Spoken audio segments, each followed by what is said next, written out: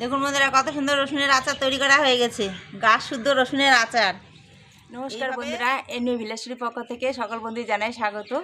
বন্ধুরা, আমি আজকে একটা সুন্দর রসুনের আচারের রেসিপি নিয়ে চলে এসেছি আপনাদের সামনে। আমি গোটা রসুন গাছ এবং রসুন শুদ্ধ আচার তৈরি করে আপনাদের দেখাবো। কি করে তৈরি করবো আমার সঙ্গে থাকবেন, দেখতে থাকবেন। বন্ধুরা, এখানে দেখুন, এই যে গোটা রসুন গাছ শুদ্ধ আমি নিয়েছি, আর সাথে এই বড় বড় রসুন নিয়েছি 3টে, আর এইভাবে গাছ রসুন নিয়েছি। এখানে 1 কেজি মতো রসুন গাছ আর রসুন শুদ্ধ আছে। এটা আমি ধুয়ে ভালো করে শুকিয়ে নিয়েছি। এখন আমি রসুন গাছগুলো ভালো করে কেটে নেব। এই শিকড়গুলো কেটে ফেলে দেব। রসুন গাছে জল থাকলে হবে না, কিন্তু পরিষ্কার করে ধুয়ে নিয়েছি, শুকিয়ে নিয়েছি, এখন আর গায়ে কোনো জল নেই। এবার আমি ভালো করে কেটে নিচ্ছি।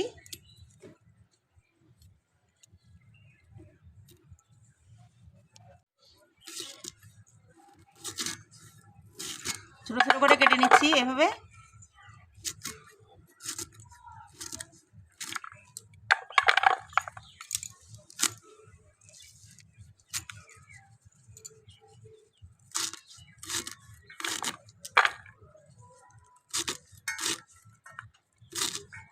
গাছ শুদ্ধ আচার করলে এরকম ছোটো ছোটো করে কেটে নিলে ভালো হয়, তাহলে মশলা খুব সুন্দর লাগে।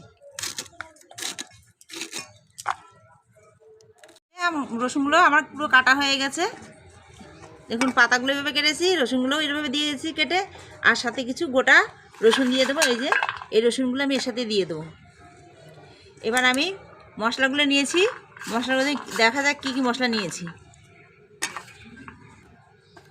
মশলা নিয়েছি এখানে গোলমরিচ নিয়েছি কিছুটা, 2 চামচ হলুদ নিয়েছি, 2 চামচ কাশ্মীর লঙ্কা গুঁড়ো নিয়েছি, 2 চামচ কালো লঙ্ক নিয়েছি, আর এখানে 1 চামচ মতো মেথি নিয়েছি, 2 চামচ মতো মৌরি নিয়েছি, 2 চামচ মতো জোয়ান নিয়েছি, 2 চামচ মতো এখানে কালো জিরে নিয়েছি, আর এখানে ভিনিগার নিয়েছি, হিং নিয়েছি, এখানে 50 গ্রাম মতো কালো সর্ষে নিয়েছি, 1টা শুকনো লঙ্কা নিয়েছি, আর 200 গ্রাম সর্ষের তেল নিয়েছি। এ কটা উপকরণ দিয়ে আমি আজকে রসুনের আচার তৈরি করে আপনাদের দেখাবো। এখন আমি মশলাগুলো ভেজে নেব, তাই একটু উনানটা ধরিয়ে দিচ্ছি।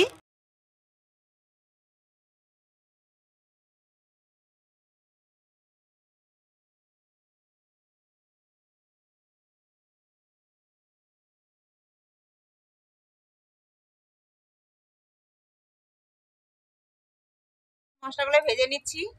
এখানে জোয়ান নিয়েছি, জোয়ানটা ভেজে নেব।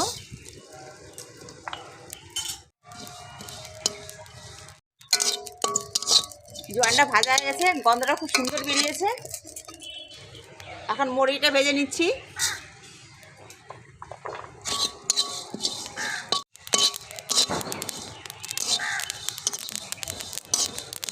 মরিটা ভাজা হয়ে গেছে, নামিয়ে নিচ্ছি। এটা 1/2 চামচ মতো নিয়েছি, মেথিটা বেশি দেওয়া যায় না, কম দিতে হয়। ঠিক আছে, নামিয়ে নিচ্ছি। কাঁচা দেবো না, তেলটা গরম করেই রসুনের মধ্যে দেবো।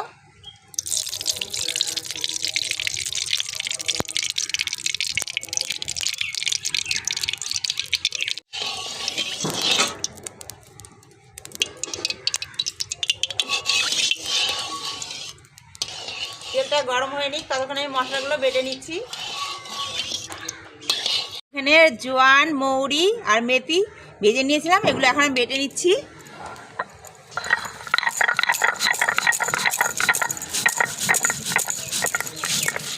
এটা পুরো মিহি করে বাটবো না, একটু খোঁচা খোঁচা থাকবে, সেরকমই বাটা করে নেব।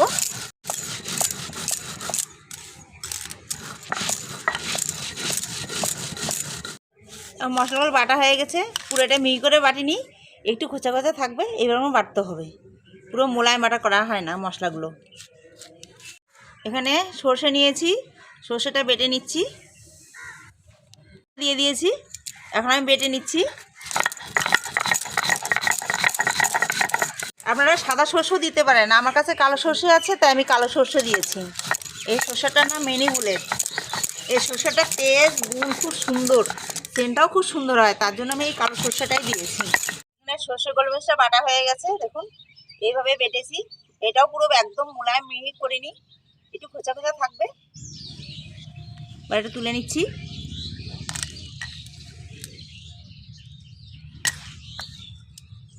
এই শুকনো লঙ্কাটা তেলে আমি গরম করে নিয়েছি, এটা আমি হাতে গুঁড়ো করে এই রসুনের মধ্যে দিয়ে দেবো।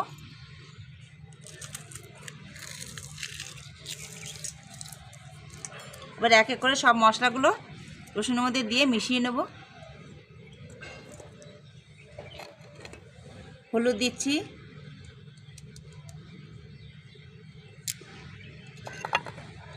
লবণ দিচ্ছি,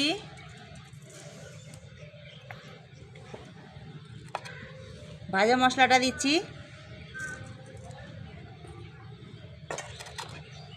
কালো জিরাটা গোটায় দিয়ে দিচ্ছি, এটা কোনো কিছু করিনি, এটা গোটা গোটাই থাকবে। এখানে গোলমরিচ আর সর্ষে বেটে নিয়েছি, সেটা দিয়ে দিচ্ছি।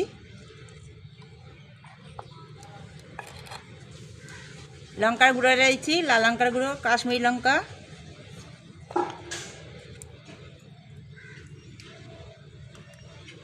আর অল্প করে হিং দিচ্ছি।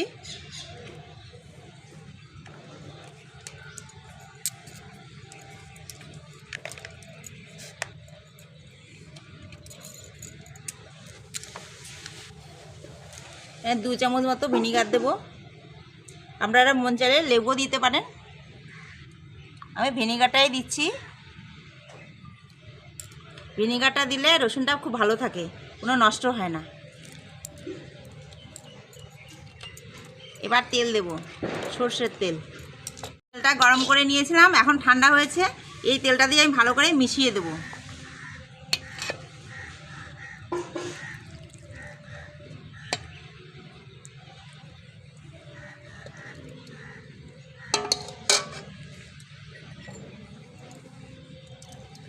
এখন আমি মশলাগুলো সব রসুনের গায়ে মিশিয়ে দিচ্ছি।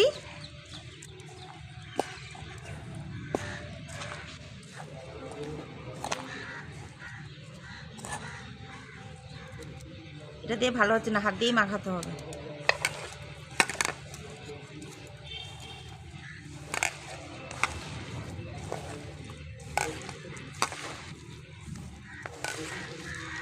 রসুনের গুণগত মান তো আপনারা জানেন কত আছে, আমি আর কি বলবো সে কথা। রসুনের গুণের কথা আপনারা সবাই জানেন, রসুনের গুণগত মান অনেক।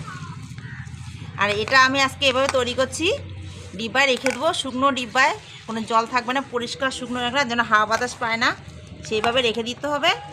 আর 15 দিন পর থেকে এই রসুনের আচারটা খাওয়া যাবে।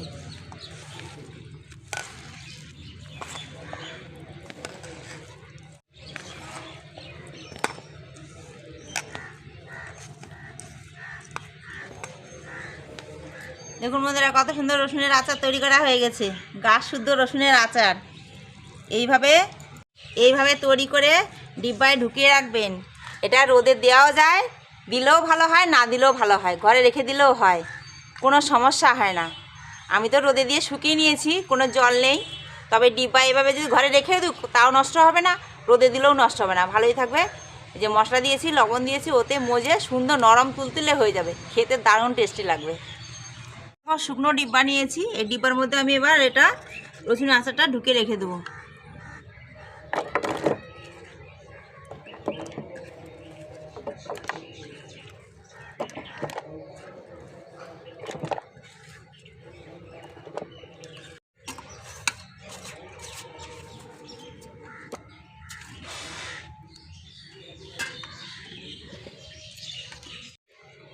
বন্ধুরা দেখুন আমি কিভাবে রসুনের আচারটা তৈরি করেছি।